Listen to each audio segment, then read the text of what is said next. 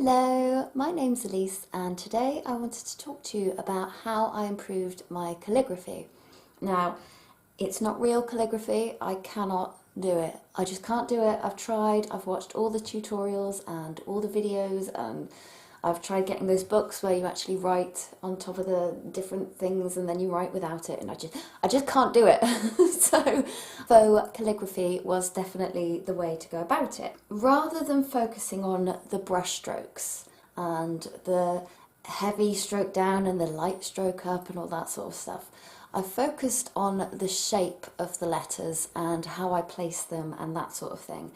And I'm going to show you, or sort of talk you through, how I sort of improved my handwriting. So, would you like to see my attempt at traditional calligraphy? Where am I? I'm here. Okay, so this is my traditional attempt at calligraphy. It's not brilliant. Let's try again. Light stroke up, heavy stroke down. Oh, damn it! I can't do it. Light stroke down, no, heavy stroke down and light stroke up. It's not so good. So I changed how I did it and I decided to focus, like I said, on the shape of the letters. So this would be my normal A, okay? Just a sort of fairly normal plain A. Now I've worked out that actually if I sort of elongate the letters, and especially the flicks, there's something about elongating the flicks that seems to make things look better. So rather than doing like that, you sort of do like that, but sort of more leveled. Let me show you again. There's something about the longer flicks, so if I was to write calligraphy without, this is how I would have written it before I sort of learnt how I liked to shape the letters. I hope this is how you spell it. My spelling's really not the best. So that's how I would have originally written calligraphy. Now, since I've been learning, I've learnt that this size, we're going to do 3 squares for the capitals and like the H's, and that one for the smaller ones. So I'm going to try and keep it in the boxes. So big flick, something about that big flick rather than just like that. There's something about the big flick at the end that makes it better. And the A and a big flick. And then the loopy L and the big flick. Did you see the difference? Can you see that? Also, you'll notice that it's bigger and slower. I'm doing it much slower and I'm making them a lot bigger. The other tip I have is spacing your letters wider. So rather than doing them close together, like that, you sort of pull the letters as if you're stretching them this way. So you're sort of lengthening it.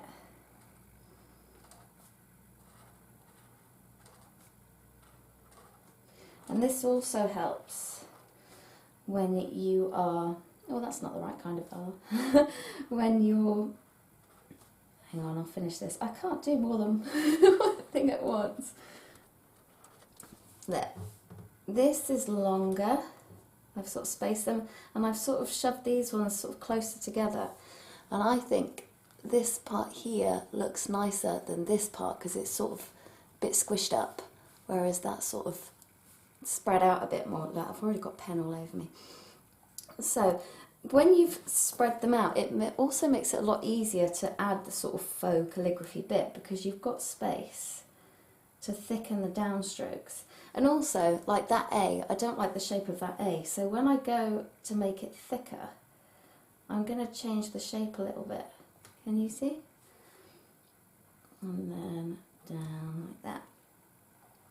So I've got a lot more space to put in the thicker downstrokes than I have over here, where I've got to sort of squeeze them together. Like that, you see? So you've got more space to put in those downstrokes and still have it look neat. So definitely try and sort of stretch your words out a little bit more. I found that really helps. So when I'm doing the actual thickening up the letters, I'm trying to, the downstrokes, sorry, when I'm trying to thicken up the downstrokes, what I tend to do is try and leave one line's width empty if I can, if I've got the space. Like that, and I'm trying to get it as even as possible so they're all the same, like that. And you can also sort of come in a little bit, like down here, come in as you come down towards the base of things, tends to help, and then fill it in. So I've got the same sort of gap in each bit, because if you don't, I've found that it doesn't look as good. So I'll do those letters again. I don't know why I picked those. I just decided to. So say I'm making that one really thick. That's sort of much wider there. And then I'm only doing a slight space for this one. And a really, well, that one's not too bad. But a tiny one on that one. And a tiny one on that one. You can sort of get away with doing it like that, but I just don't think it's as, to me that looks more put together because it's all the same sort of size, whereas that one not so much because they're not evened out. So like I say, one of the things that I really struggled to learn was making sure I gave myself enough space to actually make those thicker downstrokes. I really did do a lot of this, and I thought, why does it look so chunky and sort of squidged? And it's because I wasn't spacing the letters out enough. What I did was I went through the alphabet. I wrote down sort of my normal handwriting. That's my fairly average handwriting. And I looked at what I don't like. I really analysed each letter. And I looked at what I don't like about my letters and what I liked more about other people's letters. Now for an A, you'll probably find this is a lot easier to do on a sort of bigger scale. If you do it small, it's difficult to get the look you want, whereas if you make it bigger, you've got a better idea of what sort of shapes you're trying to go for. So with my A's, I much prefer them to sort of be rounded at the top and then sort of come up diagonally at the bottom, and then straight down and that long flick. Now I've left that gap between there and there to make my faux calligraphy stroke there. Now I also don't like that that sort of comes down quite harshly. So when I put my downstroke, extra big downstroke in, I'm going to come around here and do it there. And I much prefer that sort of shape. So you can see the difference here. That one's sort of a bit squidged and flat and everything's a bit tight together, whereas this one is coming round. And like with the B, I realised that I quite like the loops where you loop it and then in and out. And again, I've left that sort of quite large gap there to be able to put that space in there. And with this B, I quite like the shape of this round bit, so I could go either side really. If I go this side, it's probably going to make it too wide, but if I go this side, it's going to sort of cover up that little squiggle. So what I'm going to do is I'm going to put one this side and one this side. Ta-da! To sort of even it out. So I went on to, I was thinking I don't really know what I want my letters to look like because I don't know how they should look. So I went on to dafont.com. Dafont.com. Do it, do it, do it. It's got so many different fonts and just every single style you can think of. So let me zoom this out again. Whoop. That'll do. what I did is I went and looked through DeFont, and I found quite a lot of calligraphy styles that I liked, but my favourite by far was watermelon script. Now, I've taken this one off Pinterest because I couldn't get a good screenshot of what it looks like on the actual website. But watermelon script is, I just really like the shape and the style of most of the letters, not all, but most of them. So, brain fog, come on.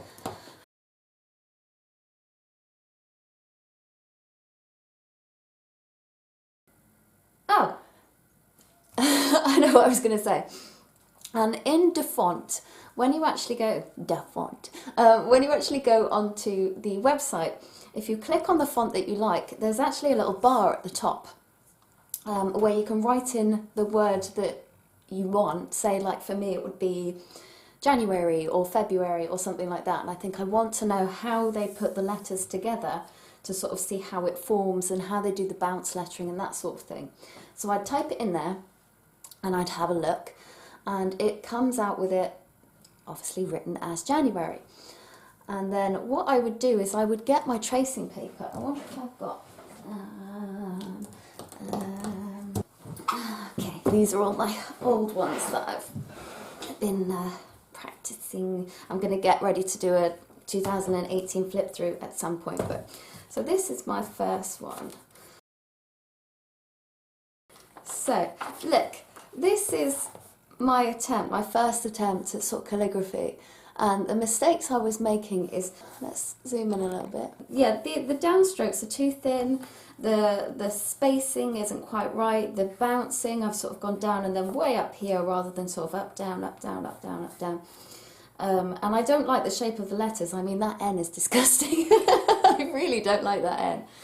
I'm trying to find you a good example of one of the ones that I traced. So like mood tracking, no, I spilt. This was, I traced over one of, I don't think this is watermelon script, but I traced over one of the fonts that I liked, and I transferred it into my bullet journal, and I've got a video about trancing. I've got a video about how I trace and transfer, which I will link in the description. I'm also going to try and put it up in that little eye thing up here somewhere in the screen, because I've seen people do that, so I'll try and do that for you, and that'll show you how to transfer it. But it was very time consuming to try and do this all the time. However, I would really recommend it, because the more I traced the letters, the more I got a feel of where they should be and how to shape them and form them. So like with this, it'd be really handy for you to go onto something like Pinterest, type in you know, all the different fonts, and then print it out. And then get yourself some tracing paper, which is back over here. Hang on. Ah, bag. Ooh, new packet. Okay. Oh, I love tracing paper. Scissors? Scissors? Oh, hey, Sam. Okay. Oh, satisfying. Come on. So what I would do is get a pencil or a pen, it doesn't matter, although a pen which is probably better. Whatever you're going to write in eventually, I would practice in, because when you do it in pencil, because the pen is thicker than the pencil, it tends to end up squidged, like I said before, like with like this one. So if I do it in pencil, say I really like that, I don't, I've just done it quickly, but if you went back, it sort of looks okay, it's not too bad, but if you go back over in pen, because the pen is thicker, it really squidges things together. So it's not a good idea to do it in pencil when you're practicing. Obviously, if you want to do it on the page in pencil first before you ink it, really exaggerate those gaps, because you need to take into account the fact that the pen nib is thicker than the pencil. So I'm going to get another pen here. And what I did is, rather than focusing on getting those downstrokes right, like I said before, I didn't focus on that at all. I focused on the shape of the letters.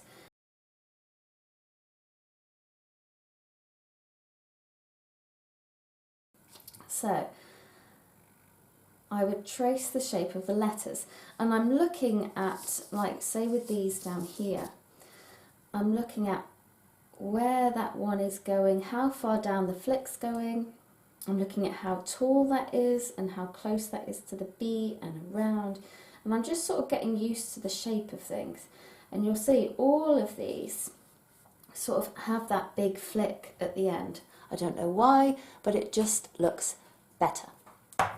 So I did all that sort of tracing, and then once I've got my, you know, my normal letters, that's when I start putting in the thicker downstrokes. Like that. Okay, so that's pretty much what I did. I went onto the font, I printed it out, I trace over it. It wasn't the plan really to just practice tracing over it and over it and over it, but as I did that to put it in my bullet journal, I just sort of got used to how I like to form the shapes of it and things. Now, for instance, this G here, I don't like it. I don't like how, I like the way it goes up, but I don't like how sort of close this bit is. That isn't my kind of G. I don't like it. So I looked at what I didn't like about it. I don't like this huge sort of round bit, and I don't like how close this is to this and how small it is. I did like how it sort of goes up like that, and I like that it comes in at that slight angle as well. It's not rounded. It's not that sort of circle shape and down. It's sort of flat there and up at an angle and round. So I like that sort of angle bit rather than the circle. But I don't like I say, how it's sort of so close together. So I would practice the same sort of angled shape, but with a bigger tail, because I preferred that. And like I said, this bit doesn't have to be perfect, because you can tweak it as you're doing your thicker downstrokes. So I want this to be slightly rounded there, like that. And this bit here is sort of not as rounded as I'd like, so when I come down I'm going to curve it a bit more neatly and do it that way. So it's all about looking at the shapes, nothing to do with, you know, what you want the downstrokes to look like. It's the shape of the letters. That's what I found helped the most, focusing on the shape of the letters, what I liked about them and what I didn't like about them. It's a good idea when you finish one, so say that's the A and the next letter is going to be B. Okay, when I'm writing the A and B, excuse me, I'm thinking about where this letter's finishing and where this one's going to start. So this one finishes down here and this one would start up here. So as I'm doing it, I'm thinking about that. So I'm going to do the A, I'm going to do that flick, which I do lower when I'm doing bounce lettering because I like it, and then I'm lifting it much higher up because I want to start the B up there. Whereas before what I would do is the A with a flick and then sort of go, ooh, hang on, that's not right. So I sort of do it down and then lift it right up because I'm thinking about where that B starts. And the same with the H. So as this one has curled down like that, that would be fine for maybe a Y, because the Y kind of starts down there.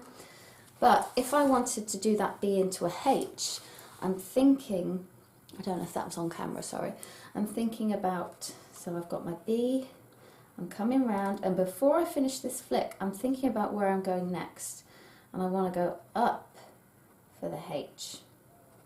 Are there any words that have a BH together like that? I don't think so, but you get the picture. I'm thinking about where I'm going next. I'm also thinking about making sure I give enough space to put those downstrokes in, and I'm also thinking about lengthening it, pulling it out, and I'm also thinking about the shapes. So those are the main things that I think about as I'm doing. Obviously, you know, the whole practice, practice, practice, you know, you only get better through practice, but those tips really did help me improve much faster, much faster. So I quickly sum up the main tips. I have to think through the main tips in my head. Maybe I should write them down so I can do them eloquently. Okay, so I made my list. So the main steps I took were, number one, looking at different styles of lettering on dafont.com, having a look through all their different ones, writing in that bar, writing in a full word so that I can see how they put the letters together and how they space things out. Tracing them so that I could get a feel of it for myself, and your hand starts to remember how to form the letters the more that you do it. Focus mostly on the shape and what you like about the shape of the letters, not about the whole thicker downstroke and that sort of thing to start with. That doesn't matter as long as you're leaving enough space to add in those downstrokes. You just want to focus on the shape of the letters that you're forming. The next one is make sure you're stretching that word this way rather than squidging it together. Make sure you stretch it out so that you've got more space to put in your downstrokes, and also it just makes it more pleasing on the eye. It's easier to read. And then also think about where a letter ends and where the next one will start so that you know where to send your flick. And also, obviously, practice at every opportunity. So, like, even when I'm writing shopping lists and things like that. Also, when I'm writing on my little one's bananas, he has a banana for a snack at school, and we have to write their name on them. And I practice writing my calligraphy. So I can write Ridley and Tristan really nicely in calligraphy now because I did so much practicing. So yeah, every time I take them to school, the teacher will be like, "Whoa, this is fancy bananas." So yeah, just practice whenever you can. That's all I've got to say about my calligraphy. I hope you found some tips in here that helped. Obviously, I'm not a professional. I can't do it properly. I have to cheat with the faux calligraphy, but hopefully you found those tips helpful. If you can't be bothered to try and work it out how to do that for the real calligraphy, or if you've tried and you just can't get the hang of it, I think this is a really good, next best thing. So hopefully you found this video helpful. I'm sorry if I waffled or rambled, but yeah, it's done. So get calligraphying. And I'll see you next time. Bye!